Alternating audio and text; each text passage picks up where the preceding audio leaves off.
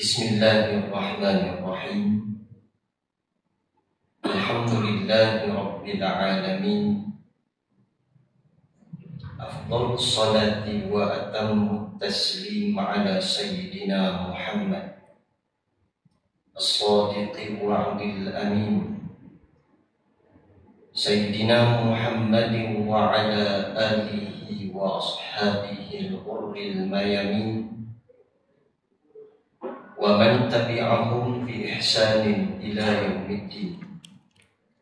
Asyhadu an la ilaha illallah wahdahu la syarika lah, wa asyhadu anna sayyidana wa nabiyyana Muhammadan abduhu wa rasuluh wa safiyuhu wa khaliluh, ballagha risalah wa addal amanah wa nasaha al-ummah wa jahada fillahi haqqa jihadi hatta atahul yaqin wa ala alihi wa sahbihi ajma'in.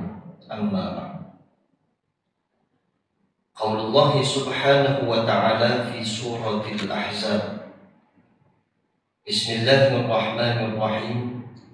Inna aradna al-amanata 'ala as-samawati wal ardi wal jibal فأبين أن يحملنها وأشفقن منها وحملها الإنسان إنه كان ظلوما جهولا. Berfirman Allah di dalam surah Al-Ahzab pada ayat yang ke-72 yang bermaksud, sesungguhnya kami telah kemukakan tanggungjawab amanah kami kepada langit dan bumi serta gunung ganang untuk memikulnya. Maka mereka enggan memikulnya dan bimbang tidak dapat menyempurnakannya, kerana tidak ada pada mereka persediaan untuk memikulnya. Dan pada ketika itu manusia dengan persediaan yang ada padanya sanggup memikulnya. Ingatlah, sesungguhnya tabiat kebanyakan manusia adalah suka melakukan kezaliman dan suka pula membuat perkara-perkara yang tidak patut dikerjakan. Surah Al-Ahzab ayat yang ke-72. Faqala Nabi sallallahu alaihi wasallam bima ruwiya Imam At-Tirmidzi rahimahullahu ta'ala an Sayyidina Huzaifah bin al-Yaman radhiyallahu anhu qala haddatsana Rasulullah sallallahu alaihi wasallam haditsain qad ra'aitu ahadahuma wa ana antaziru al-akhar.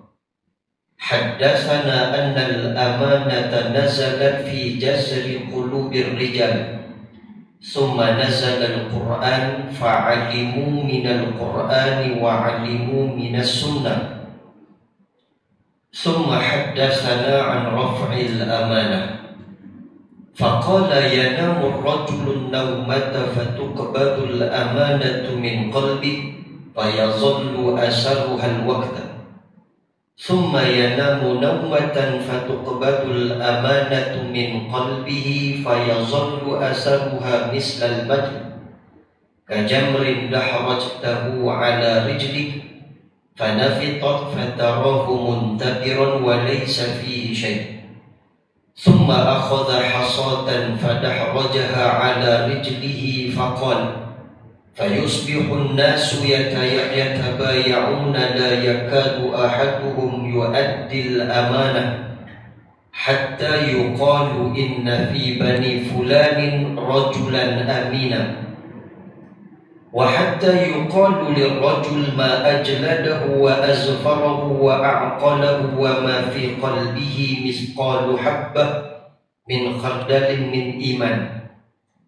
Qala wa laqad ata alayya zamanun wa ma ubali ayyukum bay'atu fi la in kana musliman la yaruddannahu alayya dinuh wa la in kana yahudiyan aw nasraniyan la yaruddannahu alayya sa'i. fa ammal yawma fama kuntu li ubayyi'a minkum illa fulanan wa fulana. Diriwayatkan daripada Imam At-Tirmizi daripada Sayyidina Huzaifah bin Yaman radhiyallahu anhu, katanya telah bercerita kepada kami Rasulullah sallallahu alaihi wasallam akan dua hadis mengenai tentang amanah. Sesungguhnya telah aku lihat satu daripada keduanya dan aku menanti yang lagi satu. Bercerita ia kepada kami bahawasanya amanah itu diturunkan ke dalam lubuk hati lelaki-lelaki. Kemudian diturunkan Al-Quran. Maka mengetahui mereka itu daripada Al-Quran dan mengetahui mereka itu daripada hadis-hadis Nabi. Kemudian bercerita kepada kami daripada terangkatnya amanah. Sabda Nabi SAW, tidur seseorang akan satu tidur, maka digenggam amanah dari dalam hatinya, maka jadilah bekas-bekas yang kosong. Kemudian tidur ia akan satu tidur, maka digenggam akan amanah dari dalam hatinya, maka jadilah bekas seperti lecup api atau seperti bara yang engkau gelengkan di atas kakimu, maka mengelembunglah ia, maka engkau lihat timbul dan tidak ada padanya sesuatu pun. Kemudian baginda SAW mengambil anak batu kecil, maka digulirkannya ke atas kaki baginda SAW. Sabda Nabi SAW, maka jadilah orang yang berjual beli mereka itu, tidak hampir seorang pun daripada mereka yang menyempurnakan amanahnya, hingga dikatakan orang bahawasanya di anak atau di dalam anak si fulan itu boleh dipercayai, dan sehingga dikatakan bagi lelaki itu apalah kuat sabarnya dan baiknya dan berakalnya, dan tetapi tidak ada di dalam hatinya seberat satu biji sawi daripada iman. Dan katanya, demi sesungguhnya datang ke atasku satu masa, dan tidak aku pedulikan siapa daripada kamu aku berjual beli, demi jika dia seorang yang Islam, nescaya agamanya lah yang akan mengembalikan hak itu kepadaku. Dan demi jika dia seorang Yahudi atau Nasrani, nescaya yang mengembalikan atasku adalah penguasa-penguasa mereka. Maka adapun hari ini aku tidak berjual beli melainkan dengan si fulan dan si fulan. Atau kama qala sallallahu alaihi wasallam, sadaqallahul azim wa sadaqa rasulul karim. Muslimin muslimat yang dimuliakan oleh Allah Subhanahu wa taala, bersyukur kita kepada Allah malam ini dapat sama-sama kita mengambil sedikit waktu bagi meneruskan lagi sambungan bacaan kitab Bahrul Mazi pada jilid yang ke-15,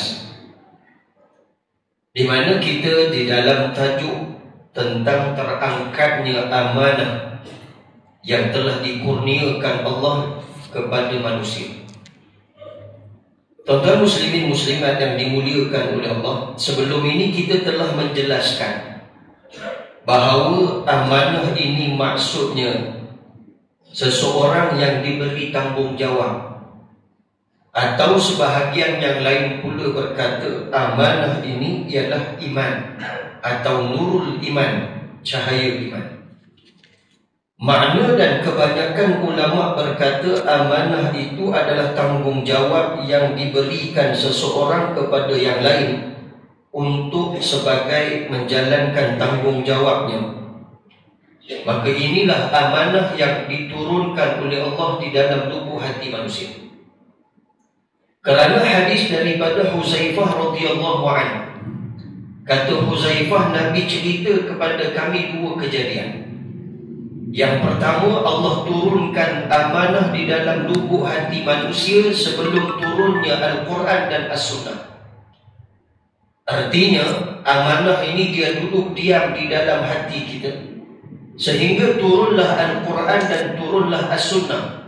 Maka berjalanlah amanah itu berdasarkan kepada landasan Al-Quran dan Sunnah Nabi SAW.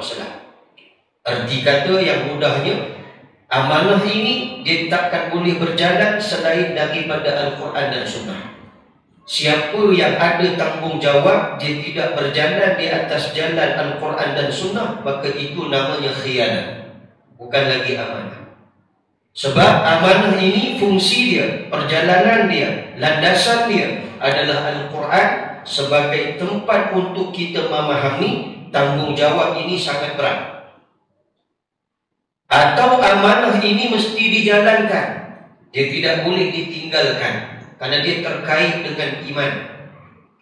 Kalau kita memahami, sebelum ini kita telah menjelaskan bagaimana kita nak mengenali betapa iman itu perlu di dalam kehidupan kita, dan bagaimana sekiranya iman ini hilang daripada kehidupan kita.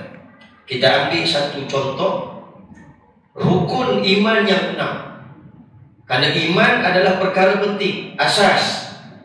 Tak ada iman, tak dapatlah syurga. Kerana pasport untuk, dan sudah tentu bila sebut terkait dengan syurga, dia terkait dengan rukun iman, di mana rukun iman ada 6. Kita ulang balik, walaupun dah tua, darjah 1 hafal, jadi maklumlah kita ni manusia, kadang kita lupa. Pertama, antu'mina billah, beriman kita kepada Allah. Wa malaikatihi, yang kedua beriman kepada para malaikat Allah. Wa rusulihi, beriman kepada rasul-rasul yang telah diutuskan oleh Allah, semuanya tak tinggal walau satu. Dan kemudian beriman kepada kutubihi, kitabnya, yakni Al-Quran, Taurat, Injil dan Zabur. Kemudian beriman kepada hari akhirat, dan kemudian beriman kepada qada dan qadar Allah Subhanahu wa taala. Bila sebut iman, makna percaya. Kepercayaan kita adanya Allah Subhanahu wa taala, Tuhan yang layak disembah, adanya para malaikat-malaikat Allah, adanya para rasul-rasul utusan Allah, adanya kitab Allah, adanya hari akhirat, dan adanya qada dan qadar Allah.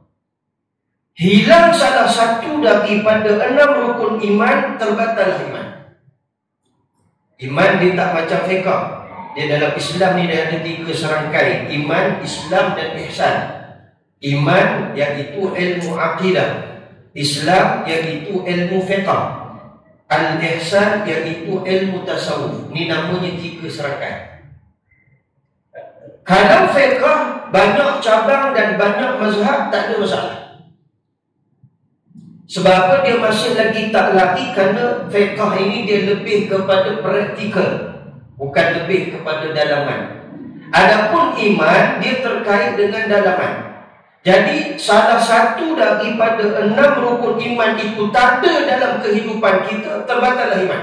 Solatlah beribu rakaat dalam keadaan iman yang terbatal, Allah tak akan terima.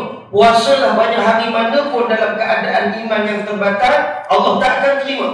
Bacalah Quran banyak mana muka surat yang tuan-tuan nak baca dalam keadaan iman terbatal, Allah tak akan terima. Maka semua perbuatan itu akan menjadi sia-sia dan tidak terkait dengan iman, kerana iman telah terbatal.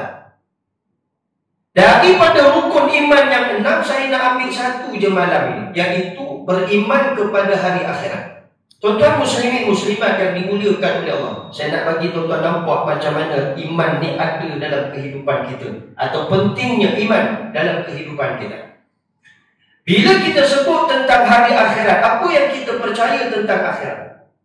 Akhirat bukan alam dunia, satu alam yang lain. Kita dah sebut sebelum ini, kita ada 4 fasa perjalanan untuk sampai ke destinasi. Alam rahim ibu adalah fasa yang pertama. Kemudian kita dilahirkan, kita berada di alam yang kedua, iaitu alam dunia. Ini fasa yang kedua. Selepas ini kita akan berpindah alam yang disebut sebagai alam barzakh, fasa yang ketiga. Selepas alam barzakh, apabila ditiup sangkakala, kita akan dibangunkan daripada kubur masing-masing, menujulah kita ke alam yang dinamakan akhirat. Tuan-tuan, dan bila kita sebut tentang akhirat, apa yang kita percaya tentang akhirat? Dan apa yang kita tahu tentang akhirat? Akhirat ada yaumil mahsyar, padang mahsyar, tempat dihimpun sekalian manusia di dalamnya. Di dalam negeri akhirat ada mizan Allah, timbangan amal, di mana setiap amal yang kita kerjakan di dalam dunia ini akan ditimbang di mahkamah Rabbul Jalil. Seorang pun takkan terlepas. Allah akan tanya daripada mana kamu dapat harta dan ke mana kamu dibelanjakan, daripada mana kamu dapat ilmu, ke mana diamalkan. Semua itu akan dihadap di dalam mahkamah Rabbul Jalil di atas mizan Allah Subhanahu wa taala. Kemudian adanya titian sirat untuk sampai ke syurga Allah, disediakan titian sirat. Siapa yang baik nasibnya sampailah dia ke syurga, siapa yang tak baik nasibnya terus jatuh ke dalam neraka. Kemudian adanya syurga dan adanya neraka. Syurga sebaik-baik tempat pembalasan bagi orang yang berjaya di dalam dunia. Neraka adalah seburuk-buruk balasan bagi orang yang tidak berjaya di dalam dunia. Dalam arti kata, bila kita sebut tentang syurga, apa yang kita faham tentang syurga? Allah Subhanahu wa taala berfirman di dalam surah Al-Baqarah, wa basyiril ladzina amanu wa 'amilus solihati anna lahum jannat. Khabar gembira bagi orang-orang yang beriman dan yang beramal dengan amal yang saleh, yakni amal yang baik, bahawa mereka itu akan dimasukkan ke dalam syurga yang di dalamnya jannatin tajri min tahtihal anhar, ada sungai-sungai yang mengalir, ada buah-buahan, ada kenikmatan dan kebahagiaan yang tidak pernah kita rasai dalam dunia. So kita percaya syurga adalah tempat sebaik-baik tempat. Syurga adalah tempat yang paling bahagia. Kita tak seperti orang kafir. Orang kafir menganggap syurga ni seperti neraka, neraka seperti syurga. Sebab tu orang putih disebut go to hell. Go to hell ni kalau balik ke dalam terjemahan bahasa Arab, narul jahim, neraka jahim. Jadi maknanya mereka menganggap neraka ni tempat yang baik, syurga ni bukan tempat yang baik. Jadi kita orang Islam, kita bukan macam orang kafir. Kita ada landasan Al-Quran, kita ada landasan As-Sunnah. Maka kita memahami syurga sebaik-baik tempat pembalasan Allah ke atas mereka yang soleh, yang beriman, yang beramal dengan amal yang soleh. Semuanya akan dapat syurga Allah Subhanahu wa taala. Sebaliknya, bila sebut tentang neraka, apa yang kita percaya dengan neraka? Innal ladzina kafaru bi ayatina sawfa nuslihim nara. Sebab kita nak kena balik kepada sandaran dalil. Kerana kita tak pernah lihat neraka macam mana. Ke tuan-tuan pernah tengok syurga neraka ni macam mana? Tuan-tuan, sebab kita tak pernah tengok tapi kita sudah ada kepercayaan. Jadi kepercayaan itu datang daripada mana? Daripada dalil yang disebut oleh Allah di dalam Quran. Allah sebut innal ladzina kafaru bi ayatina. Sesungguhnya orang-orang yang kufur ingkar terhadap ayat-ayat keterangan kami, kami akan campakkan mereka itu ke dalam neraka. Kullama nadijat juluduhum baddalnahum juludan ghairaha liyazuqul azab. Setiap kali api neraka itu membakar kulit manusia sampai hangus, baddalnahum, kami gantikan kulit yang lain. Hangus, diganti lagi yang lain. Hangus, diganti lagi yang lain. Liyazuqul azab, supaya manusia itu merasai betapa pedihnya sengsara azab api neraka Allah Subhanahu wa taala. Ringkas sinopsis tentang hari akhirat. Kalau kita baca tauhid, panjang lagi ceritanya. Jadi cukuplah sinopsis pada hari kita baca hadis malam. Tuan-tuan muslimin muslimat yang dimuliakan oleh Allah, apa kaitan dengan kehidupan kita di dalam dunia? Tadi kita sebut tentang syurga dan neraka.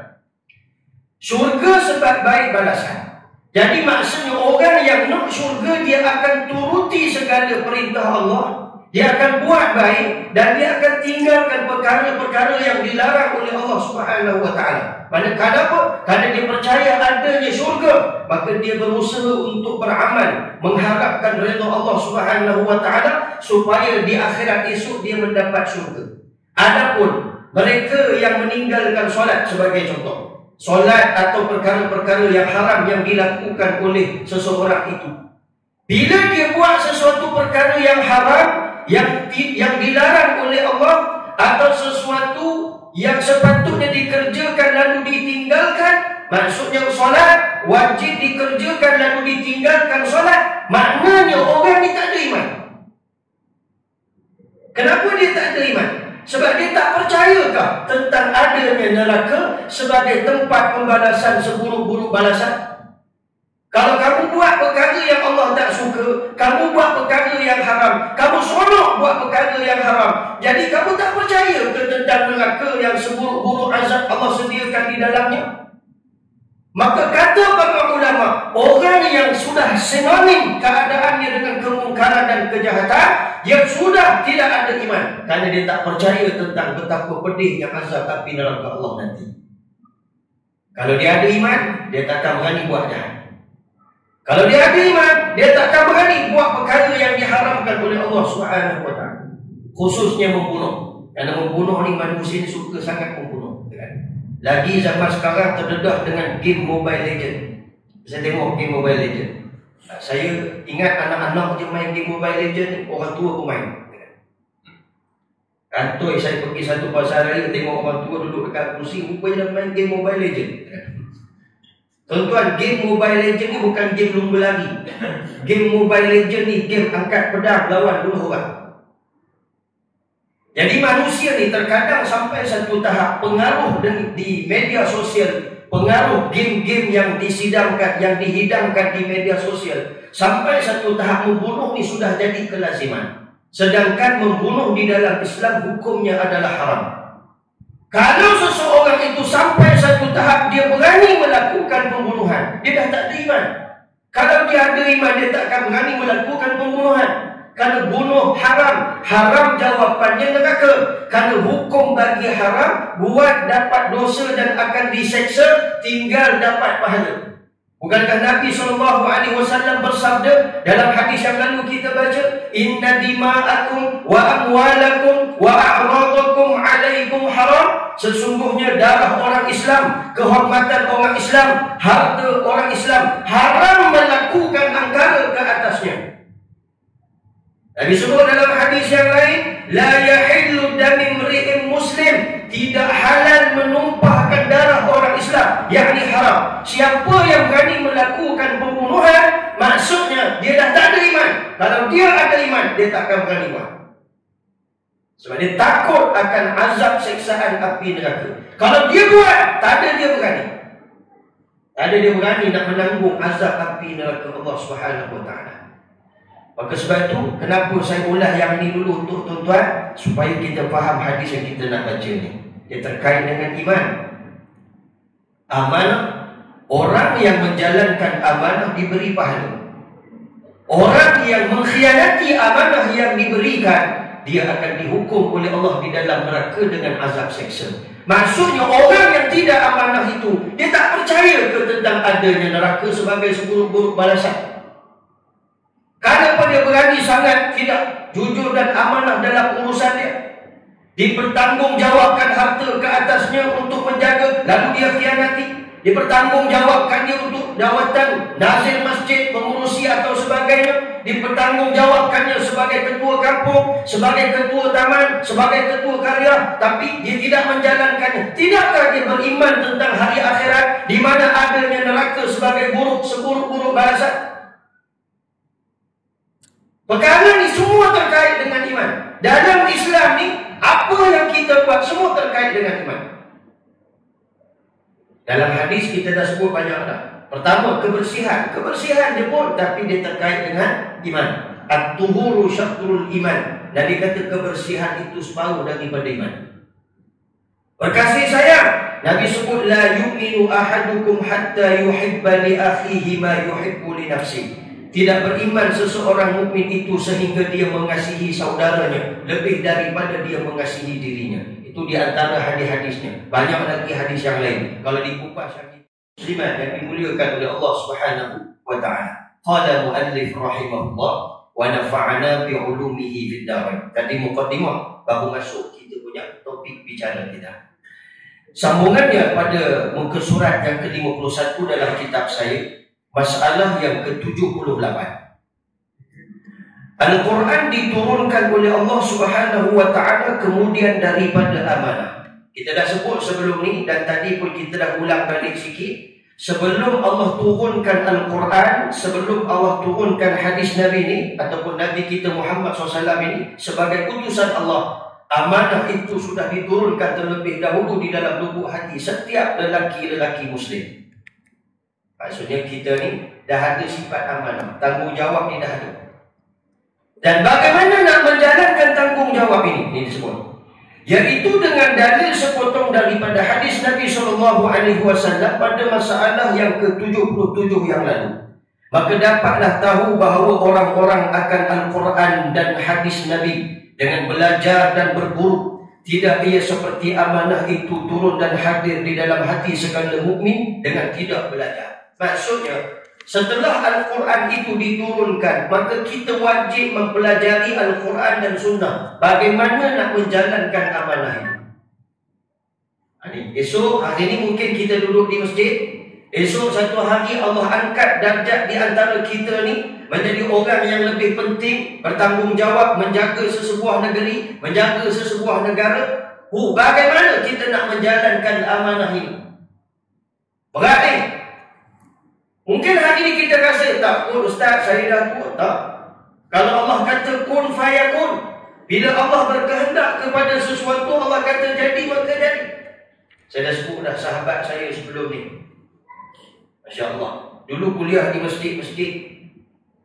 Setiap kali jemputan datang. Hari ini dia dah duduk sebagai ketua ataupun sebagai orang kata ahli dewan masyarakat ataupun disebut sebagai parlimen. Duduk kat parlimen. Macam mana seorang ustaz boleh sampai ke atas? Allah angkat satu-satu darjat itu tanpa kita sedari. Dan bila kita sudah ada jawatan itu, bagaimana kita nak menjalankan tanggungjawab itu? Ini bukan perkara kecil. Dia terkait dengan tanggungjawab. Kita ada pilihan. Allah letak dalam hati kita ni pilihan. Ada manusia dia lebih memilih untuk berbuat baik. Ada manusia dia lebih memilih untuk berbuat jahat. Dia atas pilihan kita. Sebab itu ketetapan dalam hati ni Allah dah berikan ke atas kita. Tuan-tuan nak tidur dalam kuliah, tuan-tuan boleh tidur. Tak nak tidur, itu kehendak tuan-tuan, bukan kehendak ustaz. Contoh. Nak beritahu kata kita boleh memilih. Suka hati aku nak buat apa. Tapi kalau kita landaskan Al-Quran dan As-Sunnah dalam kehidupan kita, jadi yang pilihan tadi kena tak pada tempat dia, akan jadi kena lah. Oh, aku belajar kalau buat ini berdosa, dibakar dalam neraka. Aku belajar daripada Quran, kalau tak buat macam ni, tinggalkan perkara ini, aku berdosa. So maknanya, daripada mana kehendak kita dan keinginan kita mau atau tidak mau ni, sandarannya adalah nas Quran dan Sunnah. Maka ini maksud dia, Allah turunkan sifat amanah dalam tubuh hati manusia. Kemudian selepas itu Allah turunkan Al-Quran dan Sunnah. Tujuan apa? Kita kena belajar.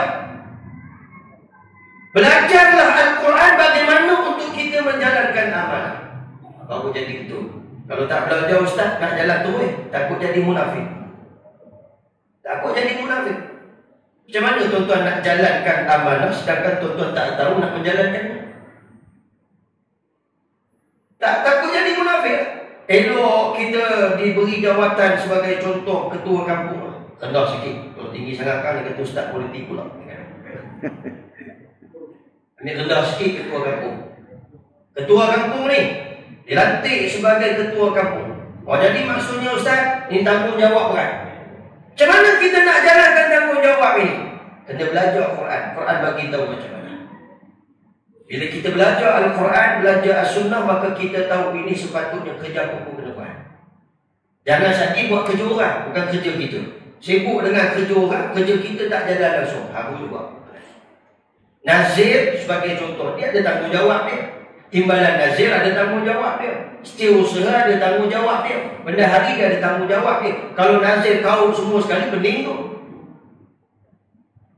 Masing-masing ada amanah yang perlu dijalankan.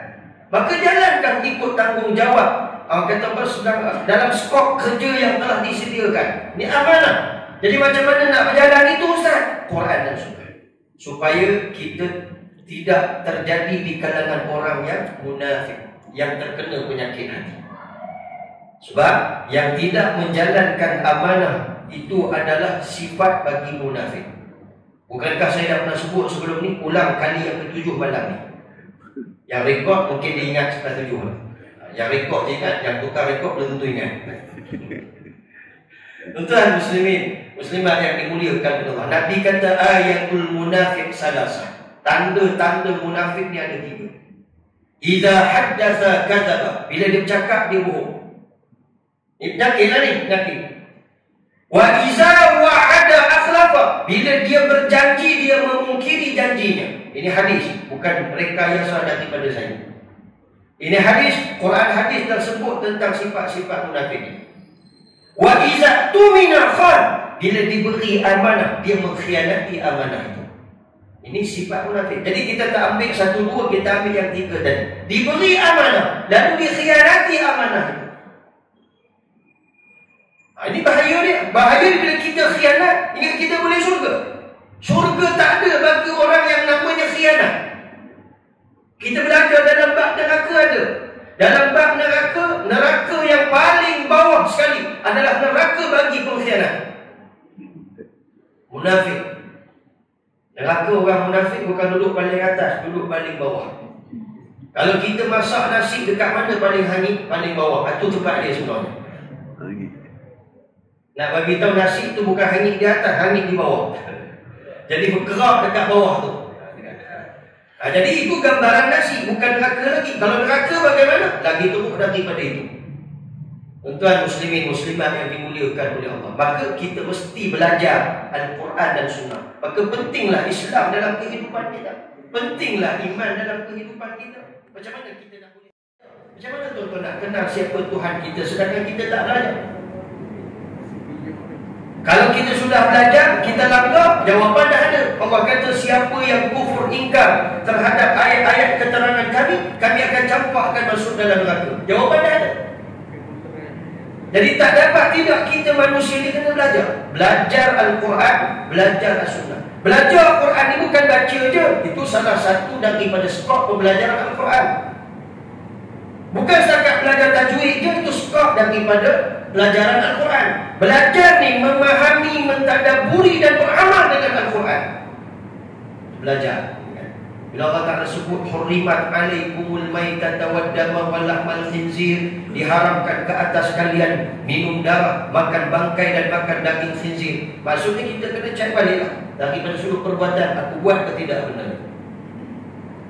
Dia kena perhatikan. Dia kena ada tadabbur penghayatan itu. Macam mana tuan-tuan boleh menghayati nikmat di dalam syurga? Tuan-tuan tak masuk lagi syurga ni. Dah masuk dah Ustaz, syurga dunia. Majlis ilmu ni adalah taman-taman syurga. Maka siapa yang tidur takut dia lari dengan syurga ni. Majlis ilmu ni salah satu daripada taman-taman syurga. Tak nampak pun taman syurga, tengok masjid nampak juga, kampek yang sama juga, muka yang sama juga. Tuan-tuan, kerana akal kita tak boleh melangkaui daripada nas Quran dan Sunnah. Sunnah dah bagi tahu dah. Kerana dia kata orang yang sungguh-sungguh menuntut ilmu, fa innal malaikata basitu ajnihataha. Para malaikat Allah akan menghamparkan sayapnya. Kita duduk di atas hamparan sayap para malaikat. Nampak ke tidak? Tak nampak. Pasal apa tak nampak? Sebab kita sudah ada iman. Maka bila kita baca Quran, bila kita baca hadis, kita kena memahaminya. Supaya keadaan kita, perbuatan kita tidak lari daripada dia, dan supaya kita tidak berlaku khianat dalam kehidupan. Sebab tu Nabi sebut, ya rubba kasiyatin fid dunya, ariyatin fil akhirah. Bagi orang yang kata, Ustaz, tak apa, saya dah ada sijil PhD, tak payah belajar. Saya nak nasihatkan ni. Nasihat daripada Nabi SAW. Nabi kata, aduhai betapa ramainya umat aku dalam dunia nampak seperti orang yang sudah berjaya. Tapi bila sampai di hari akhirat, ariyatin fil akhirah, paling gagal. Dia ingat dah cukup bagus dah dalam dunia ni, akhirat esok insya-Allah aku dijamin syurga. Dia rasa dah selamat dah keadaan keadaan dia. Tiba-tiba sampai hari akhirat, Allah sebut nama dia Fulan bin Fulan, tempat kamu dalam neraka. Ini Nabi sebut. Maksudnya suasana itu Nabi dah khabarkan kepada kita dah. Betapa ramai orang hari ini nampak macam sudah berjaya, tapi akhirat belum berjaya. Kita bagilah muslimin muslimat yang dimuliakan oleh Allah Subhanahu wa taala. Sambung kembali betapa pentingnya kita menjalankan amanah itu dengan mesti mempelajari Al-Quran dan Sunnah Nabi SAW. Ada keadaan hidup kita ni bila jauh daripada Quran, jauh daripada As-Sunnah, kita akan berhadapan dengan huru-hara. Kita akan berdepan dengan pengkhianatan. Kita akan berdepan dengan kejahatan yang begitu banyak. Porak-poranda kemusnahan yang akan muncul di hadapan kita tanpa berlandaskan kepada Quran dan Sunnah. Kita boleh ambil banyak contoh-contoh yang sudah pun berlaku. Salah satunya kita dapat melihat bagaimana pengkhianatan itu berlaku ke atas saudara kita di jalur Gaza. Di jalur Gaza, apabila berlaku genjatan senjata fasa 1, peperangan yang sebelum ini sekian lama, daripada Nakba 1948, kemudian sambung lagi pada tragedi Oktober 2023 sampai hari ini, pembunuhan umat Islam tak pernah berhenti. Mereka ditekan, dibiarkan kesusahan, dibiarkan mati kebuluran, dibiarkan mati tidak dirawat. Maka bila berlaku fasa 1 genjatan senjata, tiba-tiba muncul 6 kumpulan bangsa Arab Gaza yang bekerja untuk Israel, berlawan pula dengan pejuang yang ada di jalur Gaza. Dulu orang Arab di Palestin, musuh mereka yang paling utama adalah Yahudi. Kerana peristiwa Nakba mengajar mereka bagaimana umat Islam dibunuh, ratusan ribu yang menjadi pelarian dalam peristiwa Nakba. Maka bangkit menentang Israel atau Yahudi Israel. Pada peristiwa Nakba yang pertama, Nakba yang kedua, sampai pecah beberapa kumpulan bagi untuk maknanya memperluaskan peperangan ini kepada kemenangan Islam. Sampai satu peringkat hari ini, masa Makkah masih berperang, di kawasan Jerusalem dikuasai oleh kumpulan Fatah, di kawasan jalur Gaza dikuasai oleh kumpulan Hamas. Bila berlaku je genjatan senjata ni, muncul 6 kumpulan orang Arab. Ni bukan 6 orang, 6 kumpulan. Kalau 6 orang ni namanya 6 jahanam. 6 kumpulan. Setiap satu kumpulan tu tak tahu ada berapa ramai, dan mereka sudah ada kem mereka yang tersendiri. Senjata mereka dibiayai oleh Israel, makan minum, penempatan semua diberi kepada mereka oleh Israel, dengan tujuan perang kamu lawan kumpulan pejuang Islam di jalur Gaza. Bukankah orang Arab ni di kalangan orang Islam, tidakkah mereka belajar dalam Quran bahawa kita sesama Islam adalah bersaudara? Mana boleh berperang sesama kita, mana boleh membunuh sesama kita. Tapi sebab kerana kenikmatan dunia, sampai satu tahap mampu menggadai iman dan agama. Ini yang disebut oleh Nabi SAW. Hadis dalam kitab ni jauh lagi, tapi saya bagi secara ringkas malam ini. Nabi kata apa? Nabi kata paginya seseorang itu beriman, wa yumsi kafira, petang sudah jadi kafir, wa yumsi mu'minan, pada waktu petangnya beriman, pada keesokan harinya dia telah menjadi kafir. Why? Nabi kata yadi'u dinahu bi'aradin minad dunia. Dia sanggup menggadaikan iman dan agamanya untuk mendapatkan habuan dunia. Sebab nak kekalkan kekayaan dalam dunia, tak peduli siapa pun kamu, Islam atau bukan Islam, bunuh yang ikutkan. Yang penting aku senang, orang lain susah.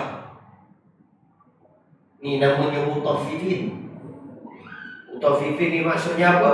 Dia nak kesenangan tapi dia susahkan orang. Dia nak senang dunia, dia susahkan orang. Jadi tuan-tuan, kalau kita tengok, itu yang berlaku di jalur Gaza hari ini. Pejuang bukan lagi berdepan dengan Israel, sebaliknya berdepan dengan 6 kumpulan pengkhianat ini. Bahasa kita paling mudah, di jalur Gaza telah terjadi perang saudara. Sama juga di Sudan. Sudan ni dah lama. Sebelum Sudan, Somalia, Libya sama. Ni bukan perang Sunni Syiah, tuan. Ni berperang Sunni sama Sunni. Di Libya perang Sunni sama Sunni. Begitu juga di Sudan. Sebab apa? Sebab nak meraih kedudukan siapa yang lebih berkuasa, sampai bunuh orang tak peduli pun. Sebab tu kalau kita tak belajar daripada Quran dan Sunnah, kita akan melihat kehancuran seperti mana negara-negara yang sedang berlaku kehancuran hari ini. Maka sebab itulah diturunkan Al-Quran ini sebagai hudan, petunjuk. Ini kita berjalan atas Al-Quran, petunjuk Allah. Kenapa tuan-tuan solat? Kerana Quran suruh. Wa aqimus solat. Kenapa tuan-tuan berpuasa dalam bulan Ramadan? Kerana Quran suruh. Kenapa tuan-tuan tak minum arak? Kerana Quran suruh. Dan kalau semuanya pakat tinggal Quran, apakah maknanya? Maknanya kita berjalan di atas jalan kesesatan. Maka jadilah huru-hara yang tak menentu. Kelak bila buat yang haram tak ada rasa dosa. Pasal apa? Sebab yalah, tak dibaca je Quran itu, tak dibelajar je Quran itu. Lantak ustaz Quran tak payah ceritalah pasal Quran ustaz, saya hati-hati baca Quran tabarakallazi. Tabarakallazi pun tak mendalami maknanya. Bukankah Allah sebut dalam surah tabarakallazi itu, alam ya'tikum nadhir, datang para malaikat kepada penghuni neraka lalu bertanya kepada mereka, waktu kamu di dalam dunia tak ada ke nazir, pemberi ingat yang datang kepada kamu bagi tahu ini boleh ini tak boleh? Qalu bala, jawapan dengan jujur kerana dibakar dengan neraka Allah, maka jawab dengan jujur, bala ada. Ada ustaz sampai ke kampung kami, tapi kami tak perhati, 8.20 tak berhenti lagi. Contoh. Ada ustaz sampai tapi suaranya lantang sangat. Saya tak berkenan yang macam ini. Tak jawab lah esok dalam neraka. Kalau nak sangat masuk neraka. Tuan-tuan, sebab tu Quran, kalau kita tadabbur surah Tabarakallazi pun cukup hebat ni. Saya kira kalau ustaz tak sempat sampai malam ni, tuan-tuan dah diganti ustaz malam. Kena Parkinson juga. Ada orang dia tak pernah pegang mikrofon, sekali dia pegang macam ni. Assalamualaikum. Pasal apa? Pasal pertama kali dulu di hadapan khalayak ramai. Dah nak cakap ilmu pun tak ada. Dah terlalu pula pergi. Akhirnya lalu sampai pukul 9. Tuan-tuan muslimin muslimah akan dimuliakan oleh Allah. Maka pentinglah Al-Quran untuk kita belajar. Pentinglah As-Sunnah untuk kita belajar. Maka itulah satu perkara daripada dua perkara hadis yang dikatakan dan diceritakan Nabi kita Muhammad SAW kepada Sayyidina Huzaifah dan segala sahabatnya. Kata Huzaifah, ni aku dah tengok Nabi cerita dua ni. Yang pertama ni aku dah tengok, maksudnya amanah itu berjalan dengan baik kerana zaman Nabi dan para sahabat, tabi'in dan tabi'in, mereka ni belajar Quran, belajar As-Sunnah, maka amanah itu berjalan dengan baik. Yang ni kata Huzaifah aku dah tengok. Sebab kita kena sedar, zaman yang baik telah pun berlalu meninggalkan kita. Pengajian yang lalu saya dah urai. Saya kata zaman yang baik adalah zaman Nabi dan para sahabat, kemudian zaman tabi'in, kemudian zaman tabi'in. Itu zaman yang baik. Dan bila sebut zaman yang baik, bukanlah tak ada orang yang tak baik. Zaman Nabi ada je orang jahat, zaman sahabat ada je orang jahat, zaman tabi'in ada je orang jahat. Tapi ramainya yang baik daripada jahat. Akses untuk buat baik sangat mudah, akses untuk buat jahat dipersulitkan. Itu zaman Nabi dan para sahabat. Kerana itulah Nabi sebut zaman yang baik. Kemudian selepas zaman tabi'in, Nabi kata summa yatasammanun, zaman yang memboncengkan dan menggemukkan perut. Cuba tengok perut kita ke depan ke belakang. Apa makna dia? Maksud dia dalam ni, perut ni dia satu daripada anggota badan yang memberikan tenaga kepada badan kita untuk mengerjakan sama ada buat baik atau buat jahat. Perut dia. Kita makan. Yang kita makan transit dia dekat mana perut? Sebelum dia nak muntah keluar yang kotor-kotor itu, dia masuk perut dulu tuan. Perut kita ada tenaga, perut kita ada kudrat. Maka Nabi sebut zaman kita ni sebab kerana nak kenyang, kamu sanggup makan walaupun yang haram. Itu makna dia. Sebab kerana kamu nak selesa hidup, kamu tak peduli tentang soal halal, soal halal haram, semuanya masuk. Maksudnya zaman kita ni zaman yang tak baik. Dalam hadis yang lain, zaman penuh dengan pengkhianatan dan kezaliman. Ini zaman dia. Mulkan jabriyatan, zaman orang sanggup buat apa saja walaupun benda tu perkara yang haram untuk mendapatkan habuan dunia. Mulkan jabriyatan ni maksudnya mencengkam dan menggigit keadaan kosara hidup yang semakin menekan hidup dan sebagainya. Tuan-tuan, kita jadi susah hati, hutang piutang tak lepas nak bayar, suami dah bekerja, isteri dah bekerja, masih lagi tak cukup duit, hujung bulan jenuh cari pinjam duit dengan kawan, adik-beradik dan sebagainya. Susah hati. Tiba-tiba datang satu orang dia bagi 1 juta. 1 juta tu mungkin sikit lagi ikut 1 bilion. Sekarang kita kena main bilion. 1 bilion ambil. Selesaikan hutang piutang kamu, selesaikan semua. Satu je aku minta, ambil pisau bunuh Ustaz Alan. Sanggup ke tidak? Geram pasal tak berhenti lagi ni, ambil pisau aku bagi 1 bilion. Ada orang sanggup. Sebab dia dah susah. Tiba-tiba ada orang nak melepaskan hidup yang susah itu dengan bagi 1 bilion. Satu je aku minta, bunuh.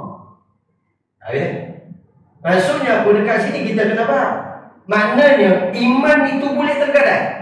Iman kita ni boleh tergadai dengan sebab nak boleh habuan dunia. Dan bila sebut zaman kita zaman yang tak baik ni, bukanlah Nabi menuduh tuan-tuan semua tak baik. Maksudnya daripada hadis ni, orang yang tak baik itu lebih ramai daripada orang yang baik. Akses untuk buat jahat sangat senang. Akses untuk buat baik ini dipersulitkan. Senang nak buat jahat, tekan dia di ujung jari 8.25. Apa akan nak berhenti? Dah. Senang dia. Senang dia nak buat jahat, senang. Nak buat baik senang tak? Nak buat baik berat dia rasa. Bunyi azan kat masjid, rasa kaki dia 20 kilo besi berat. Lagi pula waktu subuh, bunyi azan subuh tu lagi dia tarik selimut dia. Berat nak bangkit pergi solat. So zaman kita ni zaman yang tak baik. Dan bila sebut zaman yang tak baik, kita kena tanya diri kita, aku ni duduk dalam kumpulan yang baik atau dalam kumpulan yang tidak baik? Kita kena tanya diri kita. Sebab itu kemahuan masing-masing. Tuan-tuan muslimin muslimat yang dimuliakan oleh Allah Subhanahu wa taala. Jadi Huzaifah ni dia hidup pada zaman yang baik. Kerana Sayyidina Huzaifah ni adalah penyimpan rahsia Nabi SAW. Zaman Nabi dan para sahabat zamannya yang baik. Jadi kata Huzaifah, aku tengok yang daripada 2 cerita yang Nabi sampaikan kepada kami ni, satu aku dah tengok. Maksudnya memang berhasil. Orang menjalankan amanah, belajar Al-Quran, belajar Al-Sunnah, maka dijalankan amanah itu dengan sebaik-baiknya. Kemudian katanya lagi, maka itulah satu perkara daripada 2 perkara hadis yang dikatakan dan diceritakan Nabi SAW kepada sahabatnya, yakni Huzaifah. Dan kata Huzaifah, hadis yang pertama ini sudah kami lihat sebagaimana sabda Nabi SAW tadi. Sesungguhnya amanah itu pada tiap-tiap lelaki, dan Quran dan hadis itu diketahui mereka dengan berguru dan belajar. Maknanya zaman sahabat mereka dah tengok. Okay, sekarang ni dah tutup cerita tu, dah habis. Cerita baru pula kejadian yang kedua. Tapi tak boleh cerita malam ni, kesimpulannya cukup. Sebenarnya episod akan datang pula, di mana kata Sayyidina Huzaifah, kemudian daripada telah habis diceritakan oleh Nabi SAW akan turunnya amanah itu, lalu berkhabar pula ia akan terangkatnya amanah itu. Satu lagi fasa di mana Sayyidina Huzaifah belum tengok lagi bagaimana Allah angkat balik sifat amanah yang diturunkan ke dalam lubuk hati manusia. Maknanya akan datang, kita akan tahu insya-Allah. Kesimpulan yang pertama, tuan-tuan muslimin muslimat yang dimuliakan oleh Allah Subhanahu wa taala, bicara kita tentang raf'il amanah, satu daripada hadis tanda-tanda hari kiamat. Di mana hari kiamat ini saya dah sebut dalam pengajian yang lalu, saya ulang balik secara ringkas. Pertama, Allah akan ambil balik Al-Quran yang diberikan kepada kita. Kemudian yang kedua, Allah akan cabut amanah dari dalam lubuk hati manusia. Kemudian yang ketiga, Allah cabut ilmu pengetahuan agama dengan dimatikan orang-orang alim. Ini kita dah sebut dalam pengajian yang lalu. So bila semua nikmat ini Allah ambil balik, pasti ada kesannya. Kalau Allah ambil balik Al-Quran, maknanya kita lepas ni akan berjalan di atas jalan kesesatan. Kalau Allah ambil balik sifat amanah, maksudnya kita tak akan jumpa lagi orang yang jujur. Sebaliknya semuanya adalah pengkhianat. Kemudian bila Allah ambil balik ilmu pengetahuan agama dengan dimatikan para ulama, selepas ni tuan-tuan nak buat yang haram ke, yang halal ke, nak bunuh orang ke, nak rompak bank ke, nak pecah tabung masjid ke, tak ada siapa nak tegur, tak ada siapa nak halal. Tak ada siapa nak halal. Sekarang ni ulama masih ada mereka yang bagi tahu ni haram, ni halal. Esok dah tak ada ulama, kita takkan kenal tentang halal dan haram. Sebaliknya, tak peduli dah, yang penting aku hidup. Jadi tuan-tuan, itu kesimpulan yang pertama. Gambaran bila sudah cabut semua nikmat ini, apa yang kita akan hadapi adalah huru hara, kacau bilau dan juga porak-poranda dalam kehidupan kita. Kesimpulan yang kedua, amanah ini adalah tanggungjawab yang berat diberikan ke atas setiap kaum lelaki. Tetapi sebelum nak dijalankan amanah itu, belajarlah Al-Quran dan Sunnah Nabi SAW, supaya kita dapat menjalankan amanah itu berpaksikan kepada Quran dan hadis Nabi SAW. Macam mana kita nak mengenali Al-Quran, nak mengenali hadis? Belajar, berguru, cari orang. Bukan baca seorang-seorang. Kalau baca seorang-seorang takut jadi Rasul Melayu. Rasul Melayu ni muncul dari mana-mana. Baca terjemahan surah Yasin seorang-seorang. Dia tak ada guru, muncul Rasul Melayu. Jadi kena ada guru lah, kena ada. Tapi saya tak percaya dengan semua. Itu maksudnya amanah dah dicabut dah tu. Sampai dah tak percaya sesama kita pun dah tak percaya. Dah tak percaya dengan ulama, dah tak percaya dengan ahli-ahli ilmu. Maksudnya amanah itu Allah dah cabut dah. Sebab amanah ni lawan ada khianat. So ini sinopsis ni saya dah bagi tahu saya ada untuk pengajian akan datang. Bila dicabut amanah, kita tak akan percaya sesama kita. Ustaz baca kitab dia tak percaya. Sedangkan dia tak bawa kitab, ustaz bawa kitab. Contoh ni. Bukan di sini, di Baghdad. Ustaz bawa kitab, baca kitab, dia tak percaya. Ustaz ni memang mengaku. Dalam tu pula lah maksudnya nak bagi tahu itu tanda amanah ni dah dicabut oleh Allah SWT. Kalau dia masih ada, dia akan belajar tentang Al-Quran dan Sunnah bagaimana untuk menjalankan amanah. Kesimpulan yang ketiga, kita tidak hidup pada zaman yang baik. Maka kita harus meletakkan diri kita di kalangan kumpulan orang-orang yang baik. Macam mana nak duduk dalam kumpulan orang yang baik? Kita baca satu ayat daripada surah surah apa saya tak ingat. Ya ayyatuhan nafsul mutmainnah irji'i ila rabbiki radiyatan mardiyah fadkhuli fi ibadi wadkhuli jannati. Jadi ayat ni orang tua-tua kampung dulu biasa baca kepada orang yang nazar. Yang sedang nazar, maka dibaca ayat ini. Ya ayyatuhan nafsul mutmainnah. Dibisik di telinga orang yang nazar. Orang tua-tua dulu kan. Jadi orang tua sekarang ni kita kena baca. Pasal apa? Kita pun dah nazar sebenarnya. Nazar pada ilmu agama. Jadi elok dibaca ayat ni untuk kita faham. Apa kata Allah? Ya ayyatuhan nafsul mutmainnah. Wahai jiwa yang tenang, irji'i ila rabbiki radiyatan mardiyah. Kembali kepada Allah dalam keadaan kita redha dan mengharapkan keredaan Allah. Fadkhuli fi ibadi, kata Allah, masuklah kamu dalam kelompok hamba-hambaku. Siapakah hamba-hamba Allah? Kelompok mana? Kelompok alim ulama, ahli-ahli zikir, orang yang boleh mengingatkan kita kepada Allah Subhanahu wa ta'ala. Duduk dalam kumpulan ini, insya-Allah. Selepas itu kata Allah, fadkhuli jannati, masuklah kamu ke dalam syurga. Jadi kita bagaimana nak dapatkan ketenangan, nak kuatkan iman kita ni? Duduk dalam kumpulan jemaah ulama. Kepercayaan itu kena ada. Kalau tak percaya dengan ulama, maksudnya takut sekali kita salah pilih, jadi pula pilih ahli mama. Lagi aku baik pilih ulama. Ahli mama dia ajar tembak bagi canai dia. Ulama dia tak tembak bagi canai, dia ajar kita Quran Sunnah, memahami apa yang tersirat di sebalik ayat-ayat Allah dan hadis-hadis Nabi SAW. Kesimpulan yang terakhir, kita tidak dapat tidak mesti jaga iman. Bagaimana kita nak jaga iman kita? Saya sebutkan tadi, duduk dengan kumpulan ulama. Belajar pertama sekali untuk mengenal siapa Tuhan kita. Itu tujuan utama. Bukan tujuan utama pukul apa nak berhenti, sejuk sangat masjid ni, kipas gergasi, bukan. Tapi kita datang menuntut ilmu ni pasal apa? Tujuan untuk aku kenal siapa Tuhan aku. Belajar kenal Allah, insya-Allah kita akan rasa takut untuk berbuat perkara yang dilarang oleh Allah Subhanahu Wa Taala. Mudah-mudahan dengan ringkasan itu dapat kita suburkan iman kita dan matilah kita dalam keadaan iman, insya-Allah. Jadi cukuplah kuliah kita pada malam ini. Yang baik datang daripada Allah, yang kurangnya itu datang daripada kelemah diri saya sendiri. Aqulu qawli hadza wa astaghfirullahal azim li wa lakum. Wassalamualaikum warahmatullahi wabarakatuh.